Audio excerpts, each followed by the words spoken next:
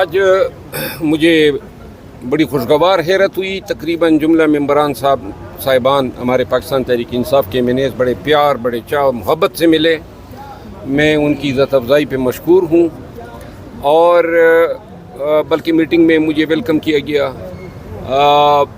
उमर अयूब खान साहब मेरे सीट पे तशरीफ़ लाए, हाथ मिलाया, काफ़ी अरसे बाद आज हमारी बातचीत भी हुई, उनका भी मैं मशकूर हूँ।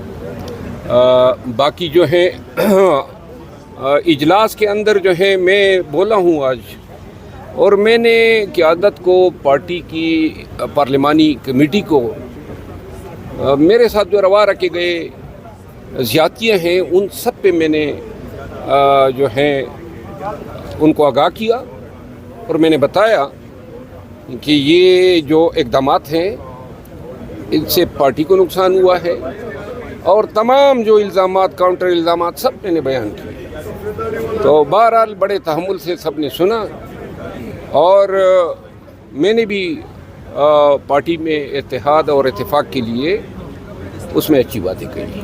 अच्छा, ये बता दीजिएगा कि आप पहले जलसे जुलूस करते थे, बड़ी तादाद में लोगों को, आवाम को बाहर निकालते थे, और जब आप कुछ अर्सा स्क्रीन पे नहीं थे, कुछ अर्सा आप नहीं आए, और इस दौरान कोई जलसे जुलूस उस तरह से नहीं हो पाए। अब आप आगे जो है पार्टी को कन्विंस करेंगे कि जलसे जुलूस के लिए उसी तरह से निकालें आवाम को? देखिए, मैंने आज इजलास में भी ये बात की। मैंने कहा 3 माह मैंने 2 सालों में पहली दफ़ा बड़े आराम से और सुकून से काटे। जब से इन्होंने मुझे साइड लाइन किया तो उससे मुझे फ़ायदा ये हुआ कि ना कोई पर्चा हुआ, ना कोई छापा हुआ, ना कोई भागम दौड़ हुई। मैं आराम से गया, लंदन गया, दुबई गया, बहरीन गया, और ये पहले 3 अयाम थे जहाँ मैंने थोड़ा सा सुख का सांस लिया। लेकिन अगर ये साइड लाइन न करते तो ये 3 माह में हम कितने जलसे कर चुके होते, कितने पर्चे हुए होते, कितनी भागम दौड़ और गिरफ्तारियाँ हो चुकी होती। तो दूसरी बात जो मैंने आज खुल के मैंने कहा, और मैंने कहा कि शायद ये बात किसी को अच्छी लगे या बुरी लगे, लेकिन मैं समझता हूँ कि पूरे मुल्क में और पाकिस्तान तहरीक इंसाफ में मैं वो वाहिद शख्स हूँ जो आवाम को निकाल सकता हूँ। ये मैंने पार्लिमानी कमेटी में कहा। तो मैंने कहा कि खान की लाइफ को ख़तरात हैं और हम जो ताख़ीर कर रहे हैं, इस ताख़ीर से जो है नाकाबिले तलाफ़ी नुकसान हो रहा है। दूसरी बात मैंने ये की, मैंने कहा कि जी ये मेरे साथ जो होना था, जितना करना था वो हो गया, इससे ज़्यादा मेरे साथ कोई और बुरा नहीं कर सकता है पार्टी में बशमूल खान साहब, और ना पार्टी मेरे साथ कोई एहसान कर सकती है, ना मेरे सर पे कोई ताज रख सकती है, और ना मुझे पार्टी की किसी एहसान की ज़रूरत है। मैं एक वॉलंटरी काज के लिए, पाकिस्तानियों के लिए, खान के काज के लिए एक खिदमत अंजाम दे रहा हूँ और दे रहा था। तो लिहाजा ये समझ आनी चाहिए कि इससे ज़्यादा तो आपके पास कुछ राह ही नहीं है। मैंने ये भी कहा, मैंने कहा आगे ये रह गया कि आप मुझे निकाल दें। मैंने कहा इसके लिए भी मैं मेंटली तैयार हूँ, लेकिन आप सोचें कि बल्ला क्या कर रहे हैं। और दूसरा मैंने सवालात किए कि कोई एक गलती तो बता दे, कोई एक गलती कोई बता दे, गलती क्या है। 1-2 हज़रात के साथ अगर मेरी नाचाकी थी तो इसका ये तरीका तो नहीं था। तो बहरहाल अब मसला ये है कि खान साहब जो है पता नहीं क्यों मुझे तलब नहीं कर रहे हैं। 16 को मैंने जाना था, दरमियान में ये सस्पेंशन हो गई मेंबरशिप की। मेरा मसला ये है कि मैं अगर अब खान के पास जाऊंगा तो मैं क्या मांगूंगा कि जी वही वो भागम दौड़, ये दक्कम फील, ये पर्चे, ये एहतजाज, ये रैलियाँ मुझे दे। तो लिहाजा एक चीज़ जो मैंने पहले भी की 9 मई के बाद, और इसके बाद रिवार्ड मुझे इस शक्ल में मिला कि आज आप देख रहे हैं, दोबारा मैं यही काम करता हूं और दोबारा फिर इसके बाद हालात तब्दील होते हैं और फिर मेरे साथ होता है। तो लिहाजा मैंने ये चीज़ क्लियर करनी है पीटीआई को भी और क़यादत को भी और खान को भी। अगर मैं ज़्यादती या गलती पर होता तो खुदा की कसम कोई मुझे ये फ़िक्र न होती कि मैं हर उस शख्स से माफ़ी मांगता जो मुझसे नाराज़गी महसूस करता। लेकिन चूँकि मैं समझता हूँ कि मैं विक्टिम हूँ, तो लिहाजा मैं, ऐसी फितरत है कि नाजायज़ या ज़्यादती कोई भी करे वो उसके आगे सरनगू नहीं हो सकता हूँ। जितनी एफर्ट करने के बाद सर अगर इल्ज़ाम लगता है कि आप इस्टेब्लिशमेंट के आदमी है, फ़ौज के आदमी है, तो फिर कैसा महसूस होता है? ये जो कल अमीर खान ने कहा है, ओवरऑल लोग कहते हैं شروع سے ہی شک کی نظر سے دیکھتے ہیں کہ جی یہ اتنے آزادی سے گھوم رہے ہیں، یہ کیسے؟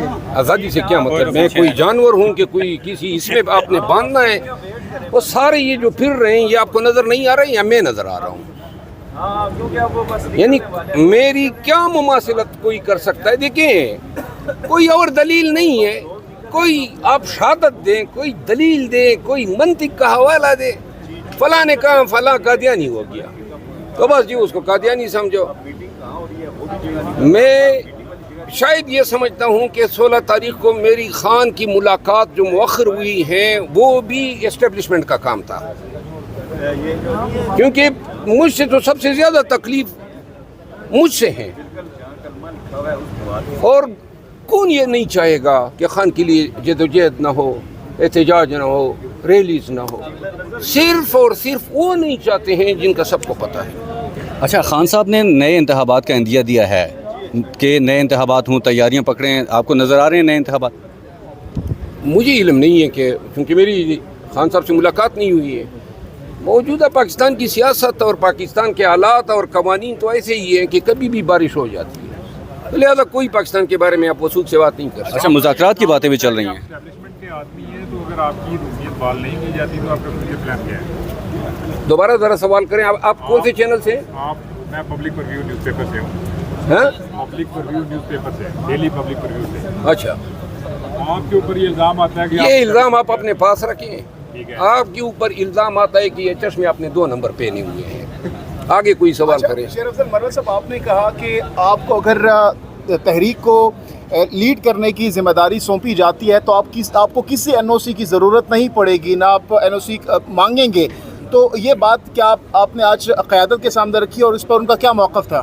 دیکھیے موقف تو کوئی فیصلہ تو نہیں ہوا، لیکن بات یہ ہے کہ جو آلات ہیں ہمارے خان اندر ہے، ہماری خواتین اندر ہیں، ہمارے لیڈرشپ اندر ہیں، لوگ ملٹری ٹریبیونلز میں ہیں، پورے پنجاب میں کرفیو کا سما ہے، کہیں پر عوامی جدوجہد یا عوام کا حق اظہار رائے یا حق احتجاج جو آئین گارنٹی کرتا ہے ان کی اجازت نہیں ہے، تو لہٰذا ان کے لیے ہمیں این او سی مانگنے ہوں گے، یعنی کہ حکومت این او سی دے گی کہ ہاں آئیں جی ہمارے خلاف احتجاج کریں، یہ کون سی منطق ہے؟ وہ ہمیں اجازت دیں گے، فیسیلیٹیٹ کریں گے۔ اگر کوئی یہ سوچتا ہے کہ این او سی سے انقلاب لائے جا سکتے ہیں تو وہ میرا خیال میں فولز پیراڈائز میں رہتا ہے۔